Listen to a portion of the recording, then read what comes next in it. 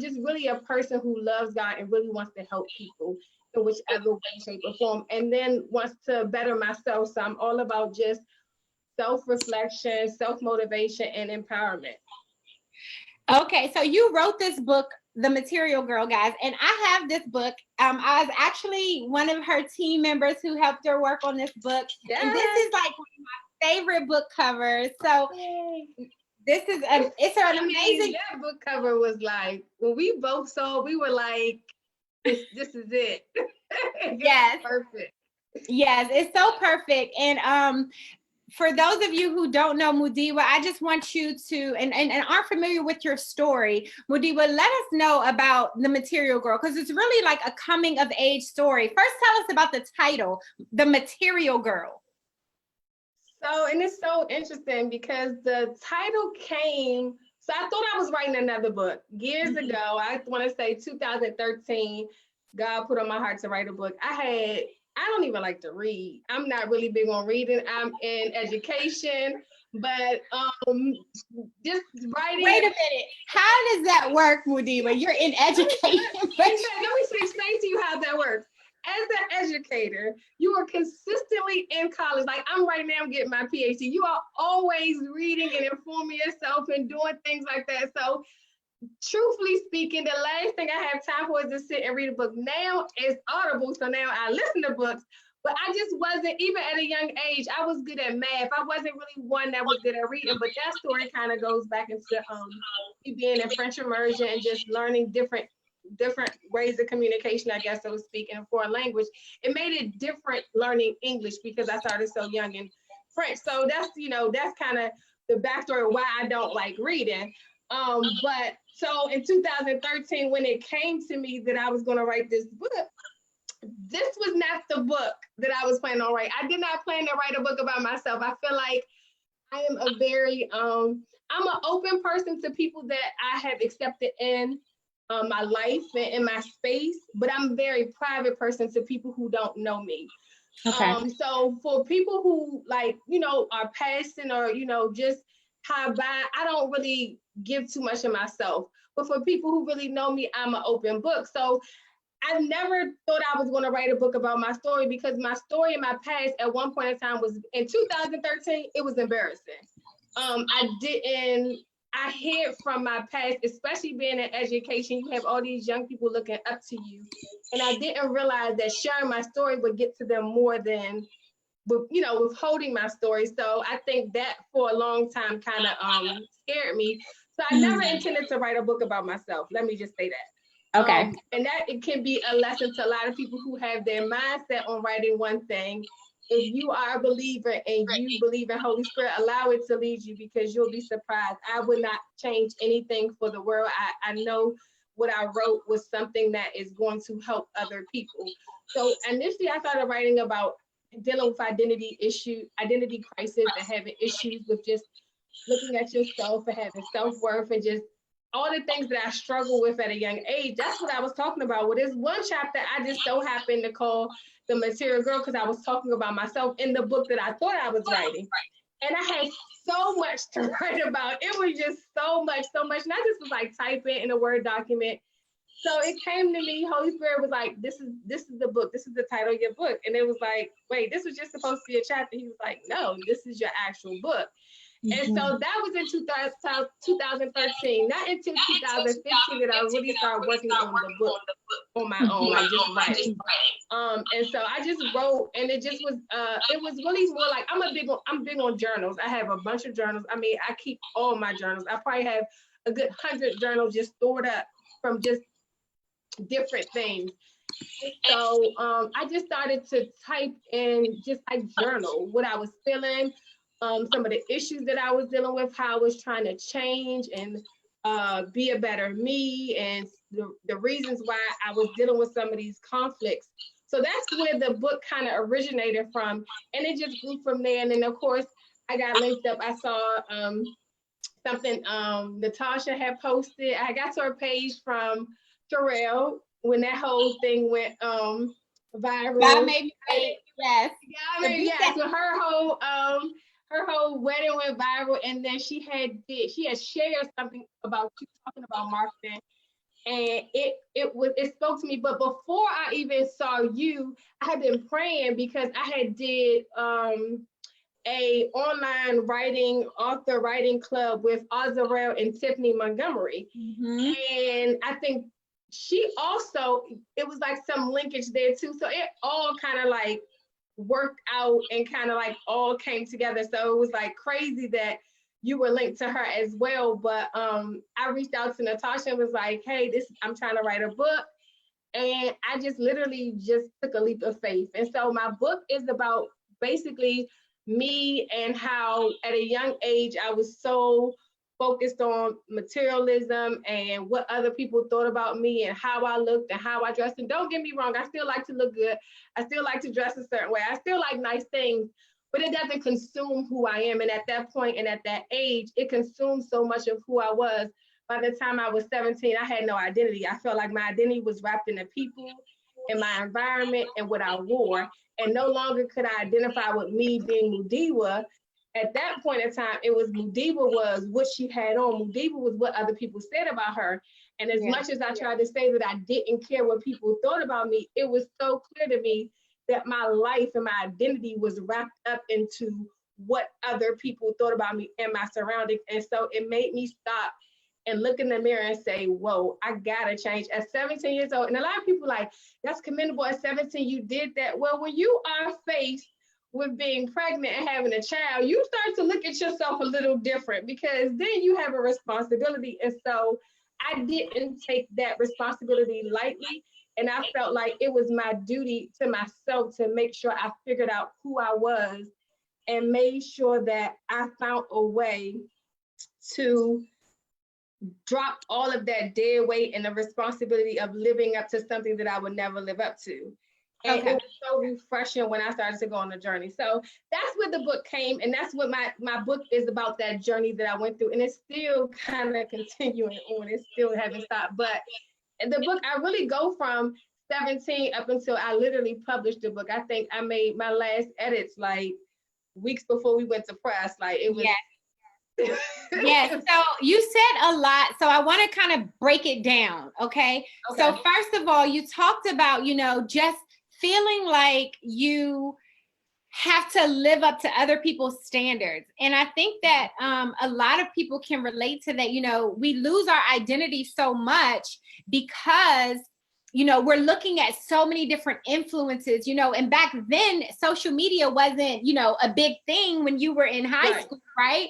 But, you had, the popular girls at school, you had, people who were influential in your life and they dressed a certain way or they did a certain thing and that influenced you. So talk about the journey of how do you break free from that, just feeling like you have to kind of compete or compare or even perform for other people and what they think you should be or what society says we should be. I think it came to the point where I felt like if I wasn't happy with who I was, and if I wasn't at peace with who I was, why did it matter what other people thought about me? If I don't even like me, if I don't like me, like, how is somebody else going to accept me if I don't love me first? And so I think it came to the point where I felt like, and it's still, and I'll be totally honest, it still is a struggle today, but because I'm so aware of it, I always check it at the door. And so like, for me, it came to the point where I just wanted to be okay with loving who I was. Like, I wanted to be okay to go out and eat by myself and not worry about what people thought about me or people were staring at me or thinking. I wanted to be able to go out the house with some sweatpants on and a hoodie on, with my hair in a ponytail, with no makeup on, with some chapstick on, and be comfortable in the skin I was in.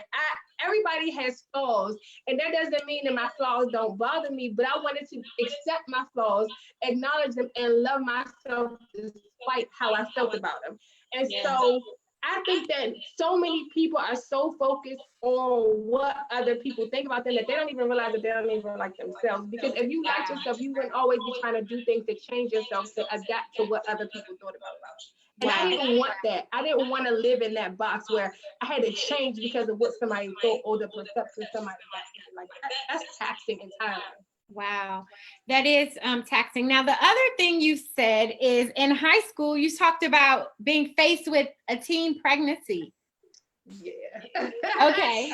So I start the book off and talk about that challenge, and it's such it still is today such a touchy subject. One, because I don't have any children currently, and I'm 30.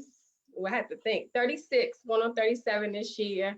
I'm not married. I don't have any kids, and so I've had to accept the decision that I made at 17 to not have a child, which is heart wrenching in itself. You know, women who have experienced abortions or who have had abortions, um, don't really talk about the long lasting effects that it has on you. Some people end up getting pregnant right after that to kind of deal with it, to mask it. Some people end up having multiple children to, you know what I'm saying? Some people don't have any children. Like it changes, it kind of rips a piece of who you are. Like I still to this day, no lie, Natasha, can remember what the room looked like, what it smelled like, how I felt. Like I remember it like it just happened. That experience will never go away. But what I made a decision to do is, if I'm gonna do this, I'm gonna do it for all the right reasons. And as long as I live my life doing this, because I didn't have the child because I didn't know who I was, because I wasn't secure in who I was, because I felt like I would do an injustice to a child. And yeah, I could have had a child and gave it up for adoption. I wasn't that girl. I wasn't going to do that. Yeah. And so there were other alternatives. And to this day, you write with the fact that did I do the right thing? But at that point in time, I made a decision because I felt like I couldn't give anybody anything that I didn't have. And I didn't have anything to give. I was lost. I was empty. I had nothing to give a child. And so I just felt like it would be selfish of me. It was selfish of me wanting to do the things that I was doing and not take accountability and knowing the potential risk it takes.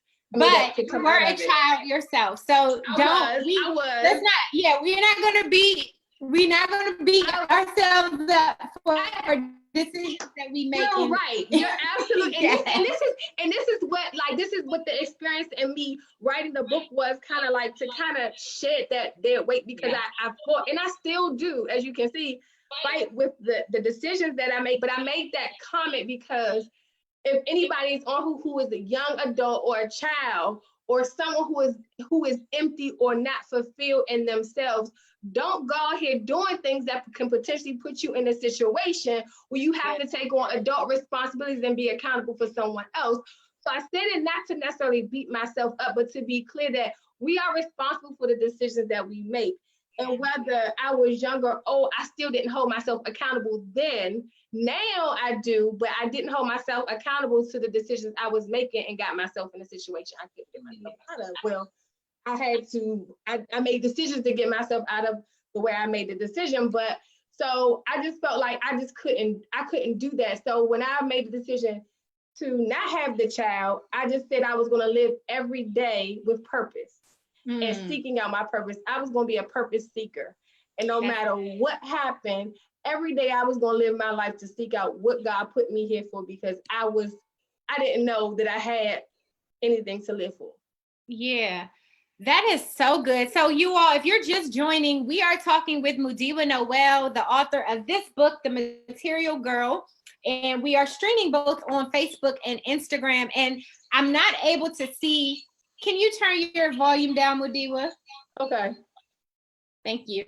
I'm not able to see some of the comments in Facebook. I apologize. I see that people in our We Who Dwell group, we have a faith community called We Who Dwell, and I see that some people in there are commenting, but I apologize. I'm not able to see you and see what you're saying. But Mudiwa is the author of this amazing book called The Material Girl. It's really a coming of age story, a spiritual journey. She takes us from when she was a teenager up even until her adulthood. And she's just on here tonight being so transparent. So we just thank her And I just want to announce we are going to have a giveaway. So if anyone is interested in getting her book, this book, The Material Girl, it'll be a great read for women, for teenagers and women too.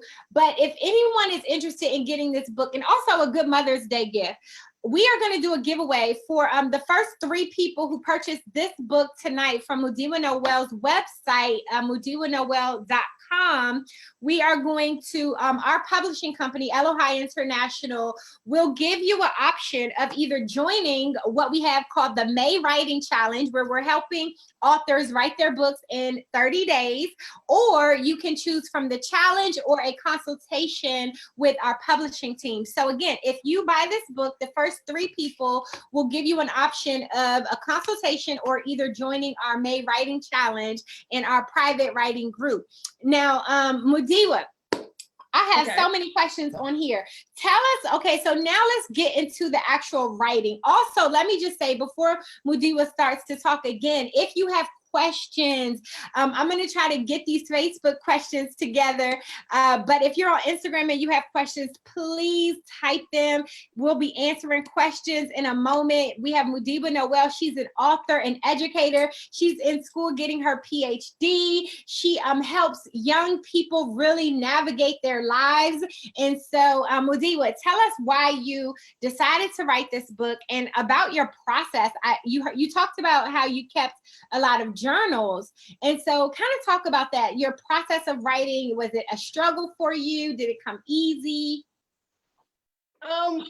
So it was a little bit of both. I feel like when I set myself down to write, I was able to write and had endless things to write about, because again, it was my story. I think what you helped me a lot in is putting things in perspective and making sense of everything. So I would, if anybody is like writing a book, I just took time before I even linked that with you just to write. I feel like sometimes you want to have such a big structure, and I did have an outline. I did outline and I followed that procedure, but I just wrote based upon my outline. I think sometimes you can attest this, I probably didn't have periods in some places. Like I just literally typed and didn't stop typing until I finished that story, until I finished that topic. I literally just wrote, so I would say I did an outline. I made sure I had chapter titles. I might not even had a title. I had a chapter theme. And I think we ended up splitting up one chapter that was so long into 2 chapters because it had different type of dynamics. And we was like, okay, we can kind of separate these 2. But I think that the most important thing is first having an outline. That's how I started. Mm-hmm. Let me go back a little bit before that, because I feel like I'll say this: make sure what you're writing has purpose. And I say that because now there are 300 and something million people in the USA, just alone. We're not even talking about in the world. 1.1% of that is 300 and something thousand people. You have something to talk to somebody about. You have something to give to other people. So let's start there. Don't be fearful of what you have that you can offer to the world.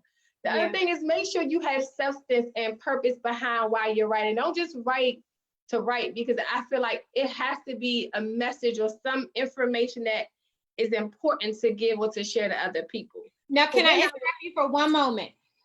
Now, Mudiwa is talking about the book writing process, okay? So if you're journaling, journal just to journal, right? You want to get out your thoughts out of your head, but she's specifically right now talking about her process in writing her book, The Material Girl. So sometimes we don't really know if what we're writing is good or not. So I like to encourage people during the writing process, give yourself freedom, just write what comes to your mind, write what's on your heart, and realize that you're not going to be the last eyes that look at your book. You're going to have an editor. Some of you will have book coaches.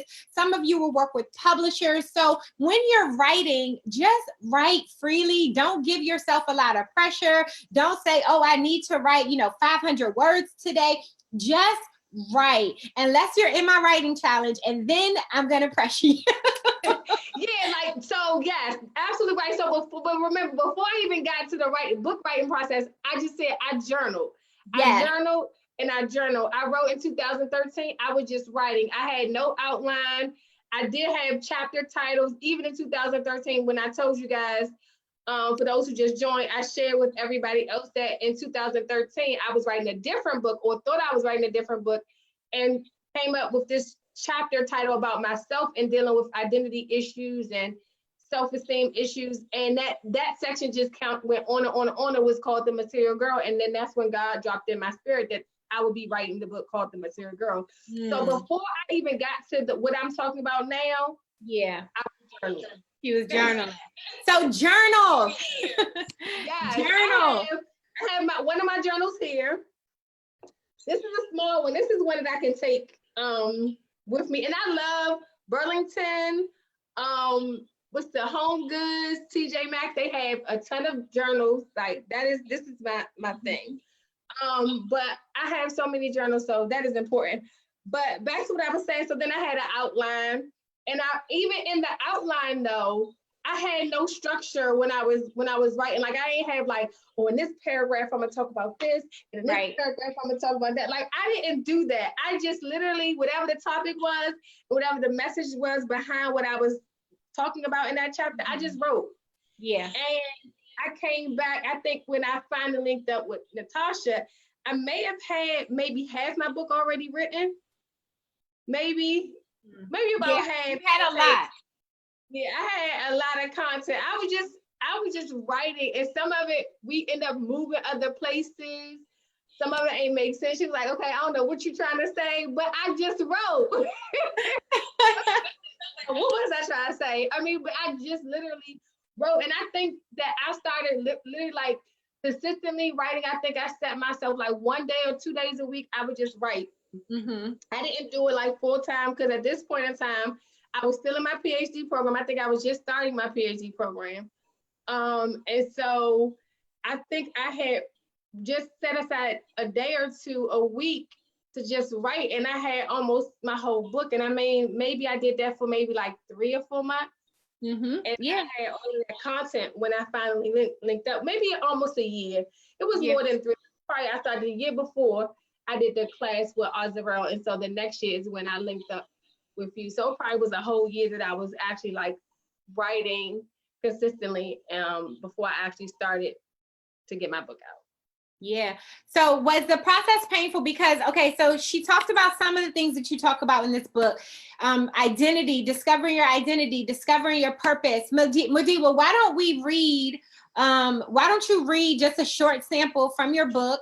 And again, just for those of you who are just joining, the first 3 people tonight who purchased tonight Mudiwa's book, we will give you an option at our publishing company, Elohai International, an option of joining our May Writers Challenge, which closes tonight. So if anyone's interested, go to our website, ElohaiPublishing.com, and look at our May Writers Challenge. It closes tonight. But if you purchase Mudiwa's book today, we're going to give you an option of either joining our May Writing Challenge or having a writing and publishing consultation with us. So any of you aspiring authors out there, go to Mudiwa's website, MudiwaNoel.com, order her book, The Material Girl, and then reach out to us, forward us your receipt, and I'll also get the names from Mudiwa, and we will get with you on your prize. Okay, so Mudiwa, are you ready? Please, and then join my mailing list too. Make sure you join my mailing list, because I have a lot of things coming out soon. So I'm gonna read chapter 2. It starts decisions. We live in an overly sexualized world, and our children are exposed to sex at an early age. As an educator, I've overheard stories of students in elementary school experimenting with sexual acts. Working in the school system for over 10 years has put me in many predicaments where I've had to talk to my students about the consequences of having sex. They make irrational decisions without considering how those decisions can affect their lives and the lives of the people around them. I have had so many girls get pregnant and show little to no remorse for placing the burden of taking care of a child on their parents. They minimize the struggle that comes with caring for a child and assume that because some make it look easy, they too are prepared to take care of a child. They fail to realize the cost of daycare is more than they can afford working at McDonald's or Macy's, nor do they realize that they are less than qualified to get a well-paid job with only a high school diploma. This new generation of children go through life feeling entitled to things without having to work hard. The notion that everyone can be a rapper, producer, athlete, model, or even Insta famous has polluted their minds and overshadowed the real meaning of hard work pays off. That's just a small snippet, and I think this is important to me, and I guess a part of my book and my mentor that I do. It is important to me, like I said in the beginning, I want, my goal and my purpose is to make sure that someone doesn't have to experience what I went through. Because if I learn from it, there's something that I can give someone else so they don't have to experience it. And so for me, I feel like that section is because sometimes it gets daunting to see how many of these young people feel as though they don't have to take accountability for their action, not just in sex, but just in general. Yeah. And so my big thing is self-reflection, hard work, understanding your value, but also putting some work behind it. I work, as I said before, I'm an educator, so I still work in a school system. And I deal with a lot of transition. So I deal with transitioning students from school to work. And I find that our young people struggle with understanding what it really looks like to put forth effort, what it really looks like to know themselves, to understand themselves, and to really know how to go through life. Now, granted, at 17, you're not going to have all things worked out, but to have an understanding that you have to work for something and you have to work hard to accomplish something is something that is not valued as it used to be. And I think it's because we have social media that it's just popular. It just makes everything popular or, a sensation. And people think that that is what life is about, when it's not. In all actuality, what they don't see behind the scenes is the struggle, or what it took for some of these people to get where they are. It didn't just happen overnight. That's a big thing that I try to instill in young people and push to have them understand that what you see on the exterior is not always what you get. What glitter ain't always gold.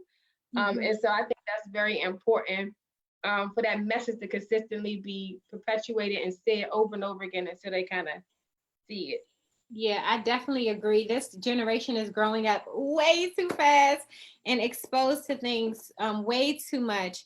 So Mudiwa, why would you say, okay, so there are people watching, right, who are, they have stories. And now let me just say this, everybody has a story to tell. You have multiple stories. We're so used to saying everyone has a story to tell. Everyone has a story to tell, but I can probably talk to you all for 20 minutes and pull out multiple stories that you have, because we are so used to looking at our life as like this one story, but really you're creating stories every day, whether they're stories where you've had to learn or overcome some challenges, or things where you rose to the mountaintop. So why is it important, Mudiwa, do you think, for people to just go for it, share your story, write your book, do a podcast, whatever it is? But why do you think that is important? I feel like because if, like I said in the beginning, if it just in the United States, 300 and some million people, you don't think that one of those people can be experiencing something that you've experienced, or need some guidance in something that you have the answer to? You have the answer to something, and someone is looking for answers. And so if you bottle up your knowledge or your expertise or your experiences for only you, what was that experience worth if you can't share it with someone else?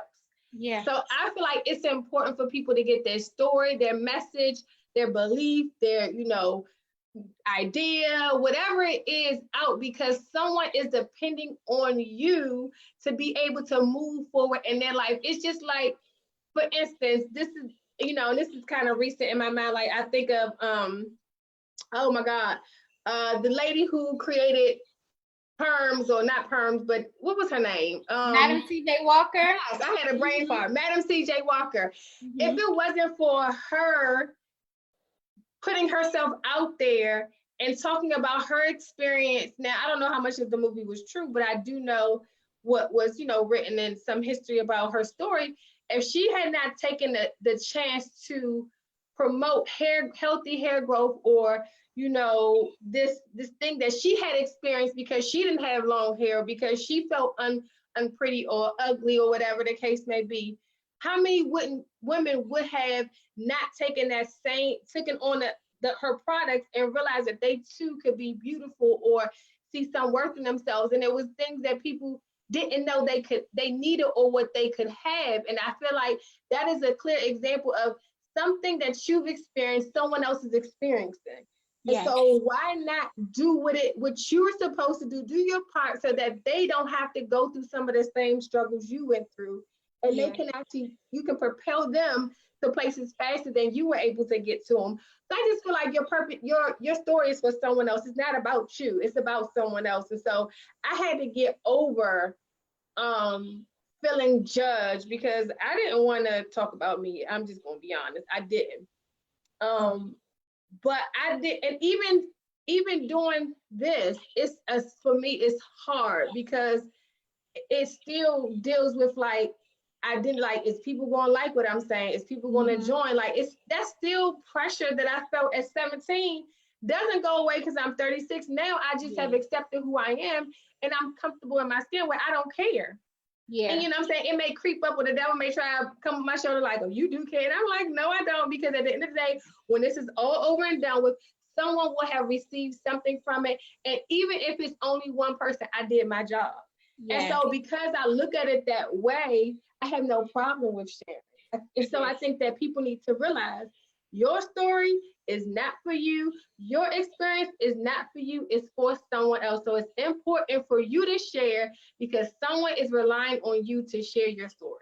Yes. So speaking of sharing, you all do me a favor, share this video, share it to your stories on Instagram, share it on Facebook, start a watch party, share this video, because people need to hear this. So Mudiwa said two things that I really, really want to point out. One, you are someone's answer. You are someone's answer. You are someone's answer. Your story is going to help somebody else skip so many different steps, so many steps that they don't have to go through, problems, road bumps, hurdles, because you're going to give them the key to unlock that next level, that level where you had to go through this, but somebody else, because of your story, because of your knowledge, your wisdom, your experiences, you can help them skip over all of those road bumps and get to where they need to go. The other thing that Mudiwa said that I really want to point out, and I say this to all of my authors, is that your story is not only not about you, but here's what you have to do, have to realize is when you're writing your story, it's going to be therapy for you, depending on what you're writing about. It's like therapy. God is going to be speaking to you. You're going to have to relive some very tough moments and have to really come to grips with the fact that, yes, you're sharing your story and you're going to become bolder. So it's a process of writing is therapy. It's going to help forge you into your next level. You know, writing, God uses it to heal us as we are working through those things that we've been through and we're living through them, right? So writing the book is for you. That is your therapy. That's your medicine. That's going to be Holy Spirit ministering to you. But once that book comes out, once it publishes, it's for everybody else. It's for the generations to come. It's for the people who are assigned to you, who are waiting for you to help them unlock the key, unlock the door, to give them access to something. So writing the book is for you. Enjoy the process, you know, really, really soak it in. But once that book comes out, guys, it's about everybody else. Everybody else. You never know how God is going to use that book for them to break them out, but also to take you to that next level, to make you an expert in that thing that you went through. And you don't even realize that you're an expert at it yet, but you're going to keep talking about it and talking about it. I know one of the things that happened, Mudiwa was an educator. And when the book came out, though, you realized that there were so many other avenues of who you were, I think, right? Like, I don't know, talk about that. Yeah, I didn't realize how much of a mentor I was. I just looked at myself as an educator for so long. But then when I look back at my track record, and I probably have some of my student or old students on here now, or who's jumped on here, like, I still stay in contact with a nice amount of them. but I still would get like grown, like they be grown women, grown men, like hit me up like, Miss Johnson, I'm dealing with this. I had a child. This is going on. I may not have talked to them for a few years, and they would just call me because they value my words. And not only that, my integrity, because I not only said certain things, I lived certain things in front of them. And I held myself accountable because I knew they were watching. And that's what also made me vulnerable to tell my story, because I never wanted to be a fraud. I didn't want to portray something in front of them as if I was perfect. And at one point in time, I was that way. When I first got into education, I was scared for people to know my secrets, that I messed. And so I had to come to terms with that. I was okay with my story, period, even if my students found out about it. And so I felt like I get so many kids reaching out to me for advice. I'm like, I'm a mentor. Like, I've mentored so many kids, or they adults now. Like, literally, I'm going to a wedding in July from one of my students from way back in 2010. Like, she is like my goddaughter now. So it's like they have babies, and then to still have those relationships, it really, opened me up. And then, Natasha always likes to point out, like, you are gifted. Like, I have so many other gifts, and just being creative and having new ideas, but I didn't see it all because I put myself in a box. And I think I also prayed about it though, because I'm like, I knew a long time ago that education wasn't the stop for me. Always knew that, I wanted to have my own schools. Like, these were all things that I knew I aspired to do, but I just thought that it would just be all education. And then now seeing other doors open up, other business opportunities come into play, I'm just so excited to see the things that are coming out. I've been kind of like on a hush hush. Well, 2019 was a very difficult year for me. I could write a whole book about 2019 in itself, but I had to take time to self-reflect and to kind of pull back, because I still was struggling with some things that kind of hit me in the face. Some of the things I talk about in the book that kind of hit me in my face last year, and it made me sit down and really like go through life and figure out things. And I think that that's one thing that I'll encourage people to do. Don't feel forced to be in a limelight or to push yourself to be in front of people if you're not ready. Yes. Don't put yourself in that position because it's too much pressure to be perfect. Like, you don't have to be perfect. It's okay to be imperfect. Like, God loves imperfect people, because then you'll rely on his perfection to improve your imperfection. And so for me, I had to really like sit down and like really get my thoughts together, my mind together, because I wasn't in a good mental space at all. And so just take time to understand. And this is what I did want to say before I forget this. Even if your story is not about you, and it may be a fictional or something that is a children's book or whatever it is, this is not just for those people who write stories about yourself, because your idea or that thought or that story could still speak to people. It could be entertaining, it could be something that people learn from. Like, whatever it is, don't put yourself in a box that you just have to talk about yourself, because that's not what everybody's designed to do. So I want to say that. And sometimes it's for you to give your expertise. Like, my expertise is education. And I can tell you, so many things about how kids learn, how the brain, the amygdala, all these little, I can throw all these little tactics out, words out there to explain what I've learned. So just don't put yourself in that box. But so this part, like, I love that I did this. I wouldn't change it for the world. And I'm so glad, like, Natasha is a great resource. She is so knowledgeable.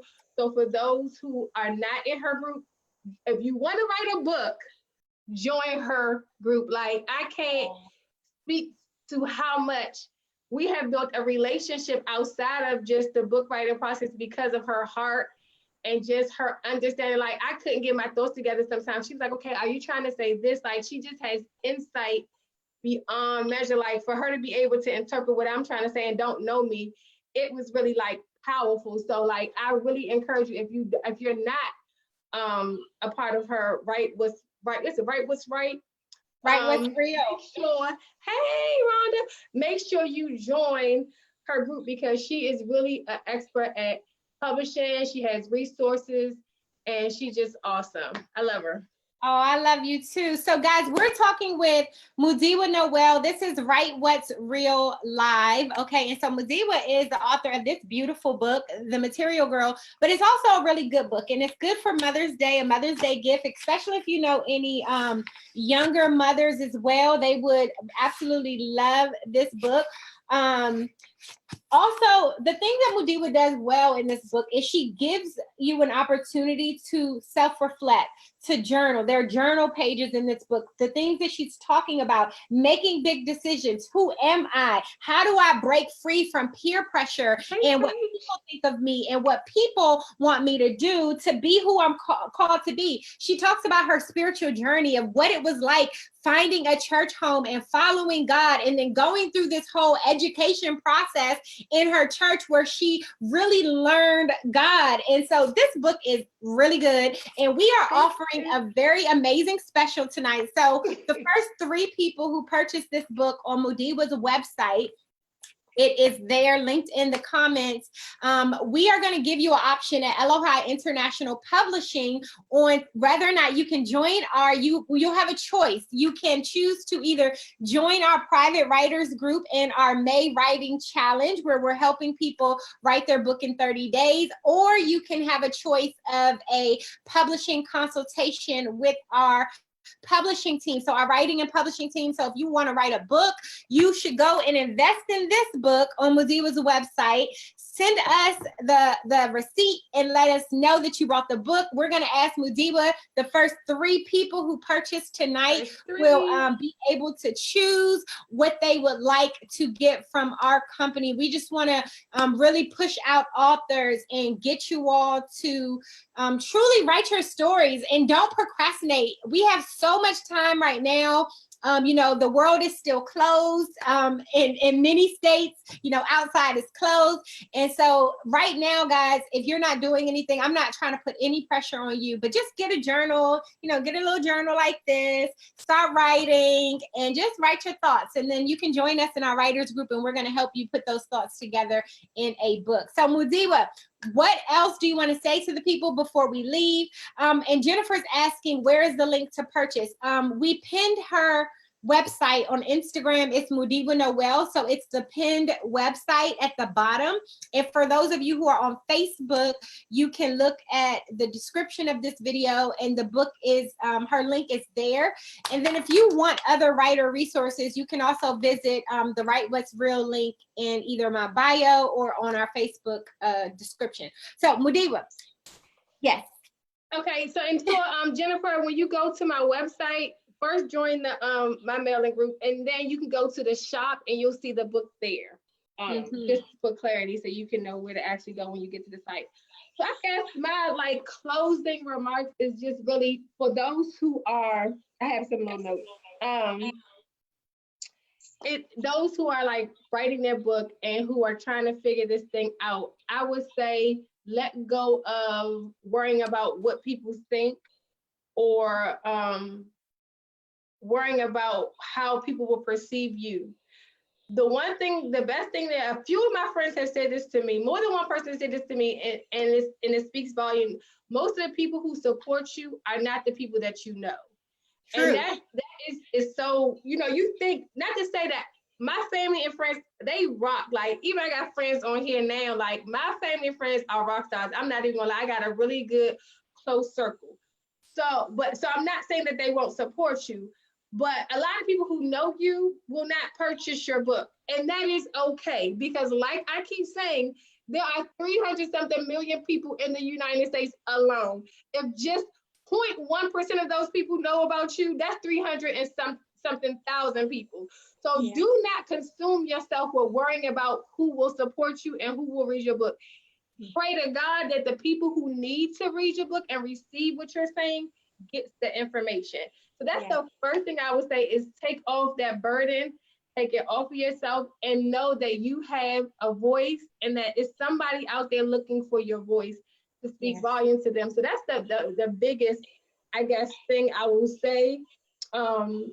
And I will just say, if you are not a part, if you are on here and you liked anything I said, or you want any more information, make sure you go to my website and join my you join my mailing list. I'm also, if you know young women or young ladies who are transitioning, like going from high school to college, or going from middle school to high school, or going from college to the workforce, please, please, please encourage them to also join my mailing list. I will be launching soon, in about 12 months, I'll be launching my mentoring program that I've been working on for quite some time.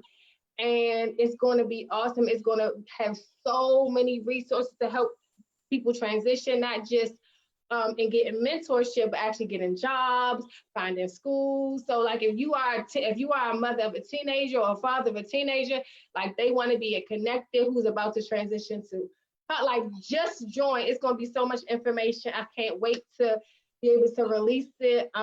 It's like a passion project, and it's taking some time. One, because I'm trying to get this PhD finished, and then two, because I want to make sure whatever I put out there to people is something that is valuable and good. So please join. And I'm so excited. Thank you again, Natasha, for having me on. This was so fun. I enjoyed myself. Hopefully someone got something from it. And if you don't already follow me on social media, make sure you go follow me on Mudiwa Noel on Instagram, or Mudiwa Johnson on Facebook. Yes, and I do want to point out one thing. You're probably sensing this, guys, but Mudiwa is very educated, and she is a really great resource for any of you all who need information on how to reach young people, education, mentoring, programming. If you need a consultant that you want to, you need a consultant on a youth program, Mudiwa is a really great resource. Okay, a really, really great writing, all of that. Like I wrote all of the curriculum writing. Curriculums. Yeah, like please reach out to me. You can reach out to me on Mudiwa Noel. That's the easiest way to get me. Yeah, I would suggest that you all, everybody on here, do two things before you leave. Two things. Share this video and go to Mudiwa's website and subscribe to her email list, okay? Subscribe to her email list because she has some really amazing things coming out. And yes, Jennifer Yolanda is one of the other authors. Okay, so Jennifer and Mudiwa, both of you are in our private writers group, okay? You guys can connect. So Jennifer, Mudiwa was actually in our group, and so you all should connect, okay? Yes, and so please connect. I'm all for it. To work together. Yes, okay. I'm excited. I'm excited. Send me a message, do whatever you got to do, but yes, I'm excited. Somebody said they got a mentorship program. Yes, awesome. If you need some resources or you need some help, please reach out. I have so many resources that, like, just reach out.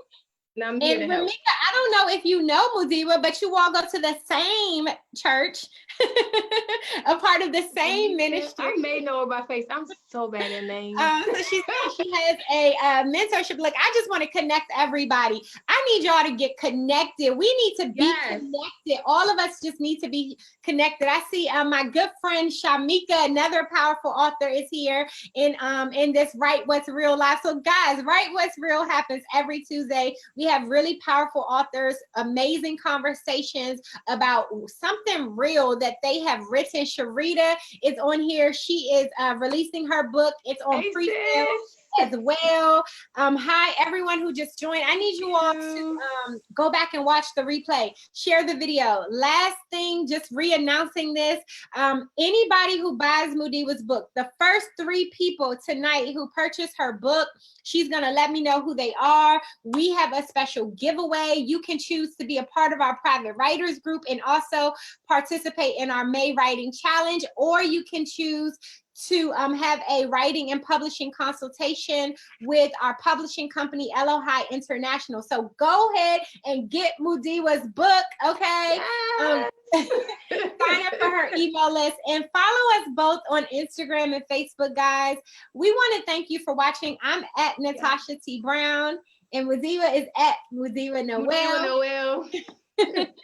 And this was Write What's Real live. Visit Write What's Real, the link in my bio for more author resources. And thank you all so much for joining. Bye, guys. Have a great week. Thank you, guys. Have an amazing week. So we're going to have a short after party on Facebook while we disconnect from Facebook Live.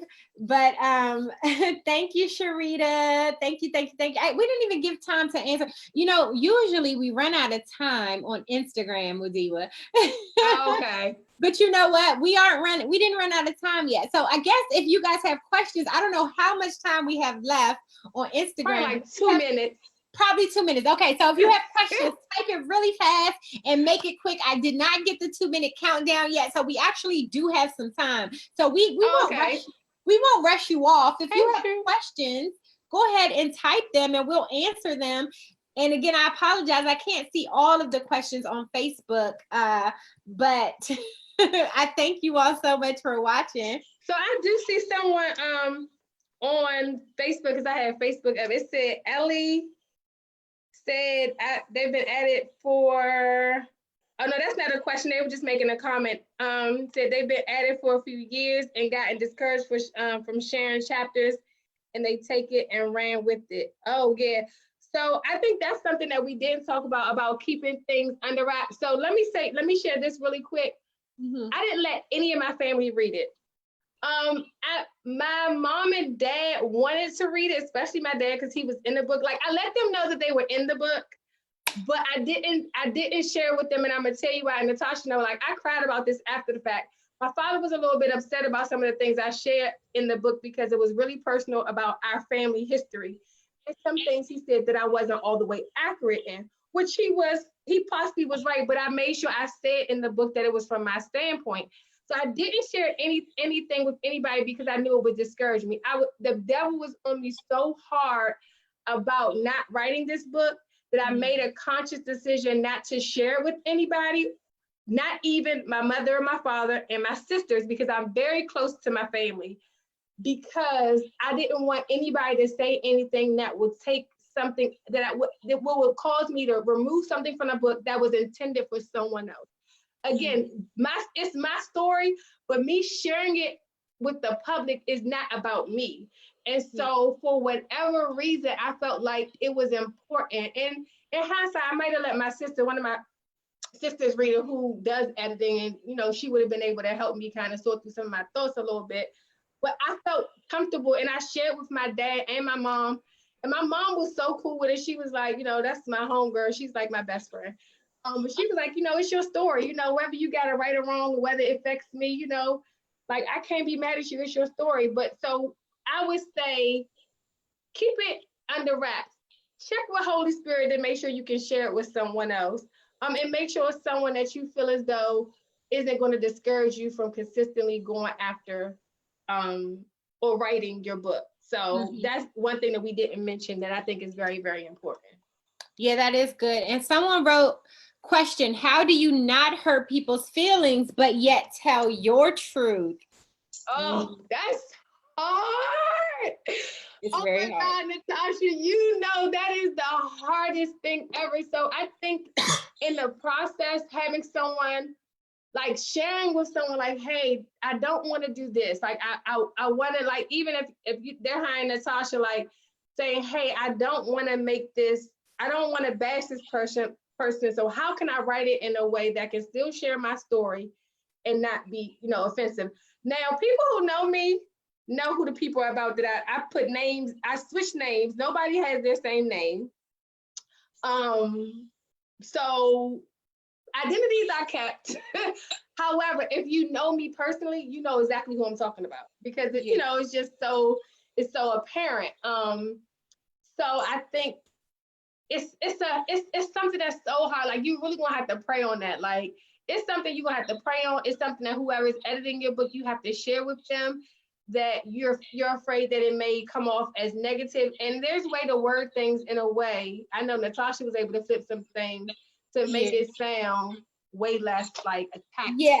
And I just want to touch on that. We do have less than 2 minutes, but let me touch on that. So that's probably, I focus on nonfiction authors. We've edited fiction books, but as far as with our book coaching, most of our authors are nonfiction that we publish and that we coach. So that is a question that I literally have to deal with almost every author. And so you really do, you might not want to share it with people in your family unless they're an objective party, but you should get an editor or a book coach who can be sensitive. If you are a believer, this is one of those situations where you need to work with somebody who's equally yoked and like-minded with you, because Holy Spirit needs to be controlling whoever is helping you with that book as well, so they can be prayerful. So I pray over all of my projects, over every book, over when I edit books, when I write. And so I'm really constantly thinking about, trying to think about like how to be sensitive to issues like that. And I've gotten better at it even since I've worked with Mudiwa, which was almost 3 years ago. So I want to say you definitely need to have somebody on your side who is sensitive to your issues, who knows what you are going through and what you might be concerned about, but also who, and we did her website. Thanks, Sharita, my branding company, did her website. So, okay, guys, we have to go. We have 20 seconds left. Again, thank you for everyone who is purchasing the book and those who are asking. Yes, thank you, guys. Visit mudiwanoel.com. I'm going to find out who were the first 3 people. I'm going to reach out to you for your special gift, and visit the Write What's Real link in our bio for more information. Bye. Bye, guys. Okay, so everybody on Facebook, we are still here live.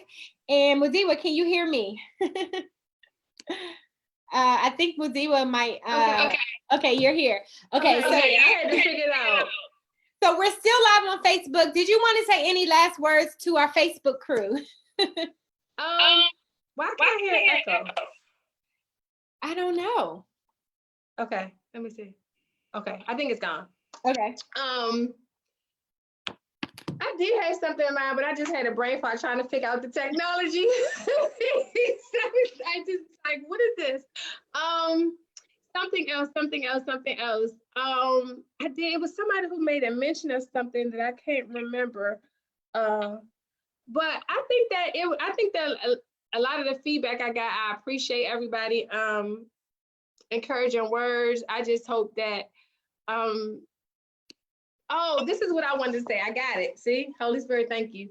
So what I was going to say to your point, sometimes people get discouraged about the financial responsibility that comes with actually doing your book. I say to those people, one, pray. If it's God, then He'll provide all the time. You'll literally have checks in the bank. Like, I can share a story really quickly. Like, literally, my pastor made a comment about having checks in the bank mail, and I was like, okay, why not believe? I literally believed that I had checks in the mail, and I was able to like pay for things that I didn't expect to be able to pay for. So anything is possible. So I feel like, don't put the burden on yourself of feeling like you don't have the money to pay for it. One, Natasha's great. She works with you. You can pay in payments. It's not like you got to have everything worked out. She'll work with where you are now. If you have it, then that's fine. But I'm just speaking to those people who don't and are trying to take, because I notice or see how some people take the shortcut and get in their book done, and it's not the product that they really want. You get what you pay for. Mm-hmm. And I was really hell-bent on getting someone that I could, like, I was like, I have to basically get someone who actually can, one, hear from Holy Spirit. They get me. I can deal with them, their prompt, like, I want a good product. I want a nice cover. Like, I like things decently in an order. My website, somebody commented on Instagram how pretty my website is. Like, that was her team. Like, I wanted the whole shebang, and I didn't want to have to stress over it.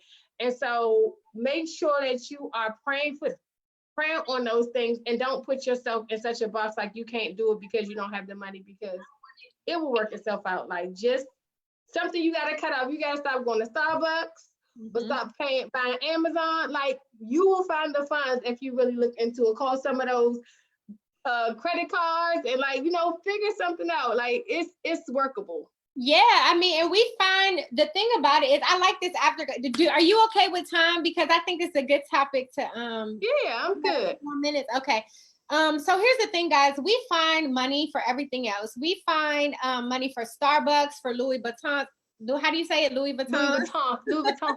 new routines. I don't have any because I'm like one of those people. Like I invest in my education and like books. Okay. Absolutely. So, but we invest in all. We find the time and the finances for everything else. And if we don't have it, we find somebody who can give us money for it to make it happen. I have people in my family, whenever they want their hair done, they're like, "Hey, can you help me out?" So we find the resources to help us with all these other things that we want to do in life. And I want to be serious here, so I'm going to slow down. But you guys, we have to find the resources, the time, the commitment, the faith, okay, to invest in our purpose, our dreams, our goals, the burdens that God puts on you to bring into the world. Like we weren't just made here just to live here and take up space and breathe, right? God put us each here to do something, to write something or to build something, to create something, to invent something, to help someone, to minister to a group of people. Whatever your thing is that God put you on this earth to do, your purpose, we have to invest in our purpose. We have to invest in our purpose. So don't let finances just be that thing that keeps you away from your dreams. I know like right now, I'm really trying to help as many authors as possible. We literally have a writer's bundle for $47. A writing You can't beat that. A writing challenge where I'm coaching authors for 30 days for $27. So there are resources out there. There are so many free classes, people who are literally pouring out every day. Some things will cost you money, more money than $27, $47. That's like, that's coffee for a month. You know what I mean? But what I'm saying is you can make it happen. We can make our dreams happen, period. Yeah, and that like even now, because I'm like I said before, I'm almost finished with my PhD. Thank God. If y'all pray, please pray God's spirit keeps me, because I am at the end and I don't want to do no work. I'm like, it's like terrible. Like I'm like, do I have to write another paper? Like, oh my gosh, I have one more class, a summer class, and then I'm done with coursework and it's just writing and finishing and taking my comps. But like I'm even in the process now, because like I said, 2019 like threw me for a loop. Mentally, I just dealt with some mental depression and things that I had never faced at that magnitude before. And so I had to literally I had to stop myself and I got to get it together. And so now coming back into the swing, like it's so crazy that Corona happened. And I just thank God that I'm able to not have distractions at this time. Like I keep on telling people, like, let's be grateful for what we do have in this time. And I've been praying, like, don't want to work a 9 to 5. I want to transition. And this is a perfect time for me to kind of like figure it out. And so I'm so grateful. I hate that it had to be under these circumstances, but I'll look at it in the positive, that I have an opportunity to not have to go to work, and I could get some things done on a personal level. But I feel like we have to take the time to realize, like, every moment you can capitalize every moment. And so even now I'm taking time to figure out what's next and to figure out how I can use my book to push it out there, how I can do my mentor program. And I'm paying someone to basically help coach me in that process, because I don't have all the answers. It's somebody out there who has answers that I need, and because I don't have them, I'm gonna have to pay for them. And so that's to speak to your book, like whatever your expertise is, you may be giving out information for somebody that they need. Like, don't ever look at what you have as anything too small. So I can't stress that enough. But I think that the money thing stops a lot of people from really pursuing their dreams, from putting out books, and really from going after their businesses. I really think money is a big crippling. Just take one step, something that could be free, like just researching and writing a business plan. Yeah. Start small. Yep. So Delkia asks, how, let's see, Mudiwa and Tasha, how do I deal with the feeling that I'm constantly brain dumping, but nothing seems like complete chapters, length, and consistent topics? I think you want to answer first, Mudiwa, or do you want to answer that? Do you want me to answer?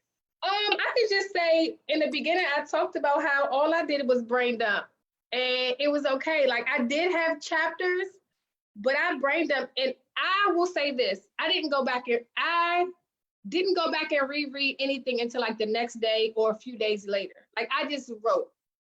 And then when I went back, I made some minor adjustments, but a lot of the time I looked at it like, I'm gonna have an editor that's gonna help me put this in perspective. So I didn't really stress over it. That's the main thing, and that's exactly what I was gonna say. You have to first don't you probably are being more harder on yourself and on your writing than you really need to be. Like if you can write a complete sentence and put your thoughts on paper, it's probably fine. And so realize that you're not the last person who's going to read your writing. So you just have to write and get it out of your head.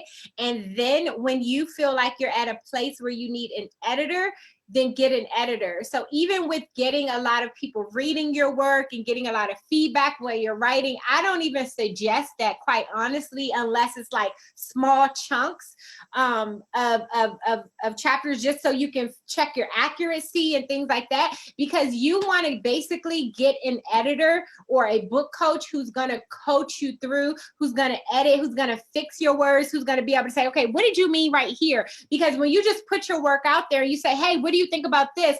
People might not be able to decipher what you mean if you're not a writer. So just write. Don't give yourself so much pressure. Just get your ideas out and then realize that you're not going to be the last eyes on your work. You're going to have an editor.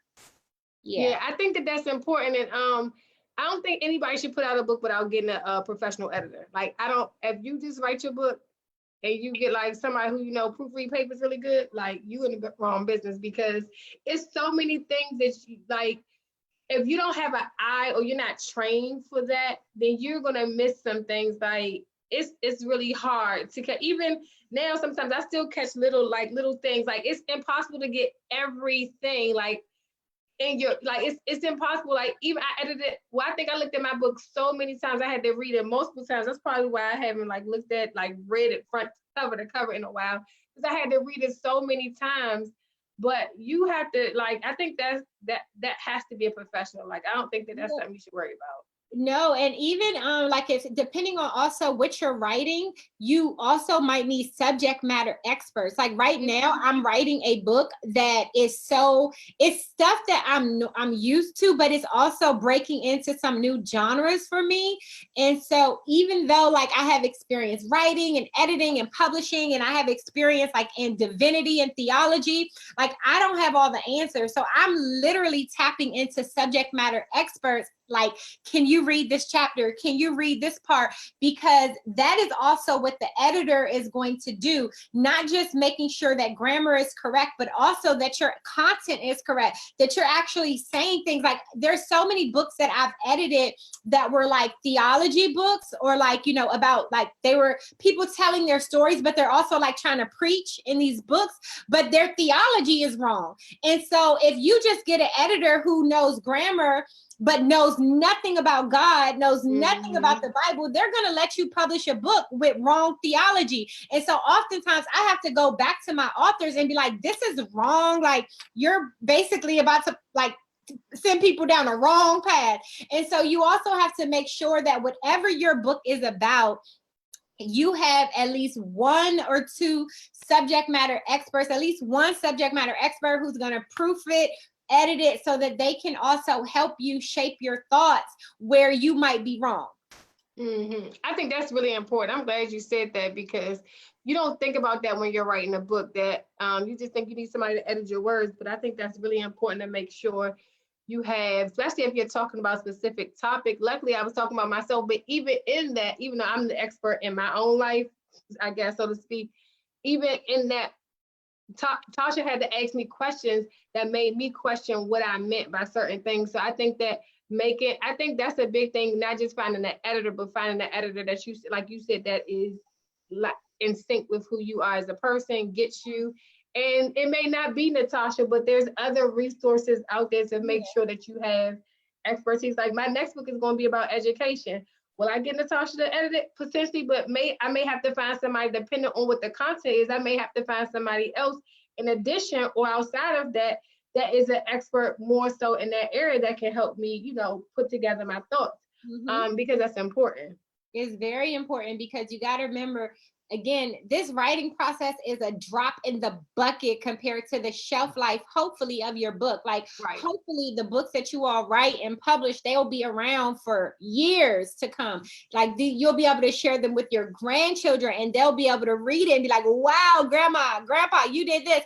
And so remember that the writing part of your book is literally a drop in the bucket. It's like, it's going to be like this much of your process and it's going to be done. And then your book has to live on and on. So you definitely want to try to make sure that you're doing it the right way. Absolutely. So, okay. We're about to wrap up on Facebook. Thank you all for sticking around for the after party. Do us a favor. If you enjoyed this conversation, share it and put a caption when you share it. Say something that you liked or a quote that you might have written down, or tell them this is Write What's Real. You know, it's called Write What's Real, but give a caption. Tell your people why they should watch this broadcast in the replay. So thank you all. Thank you for everyone who has started watch parties and who will start watch parties later. Thank you for everyone who has purchased Mudiwa's book. Again, thank you. And depending on how many people purchase Mudiwa, we might have to up the ante on these prizes a little bit, okay? Because if we have already announced that the first 3 people who purchase her book, my company, Elohai International, we're offering either a free writing and publishing consultation or membership into our private writers group and our May Writing Challenge. Our May Writing Challenge closes tonight. So if you're interested, go to our website and check it out because we're going to shut it down at midnight. But the first 3 people who purchase Mudiwa's book is going to get, you know, your choice. So go to her website, subscribe to her website, purchase her book, give it to somebody for Mother's Day. It looks like this. It's called The Material Girl. And thank you all for watching. Good night. Thank you. Follow me on Facebook and on Instagram, Mudiwa Noel on Instagram and Mudiwa Johnson on Facebook. Yes. Bye, guys. Thank you.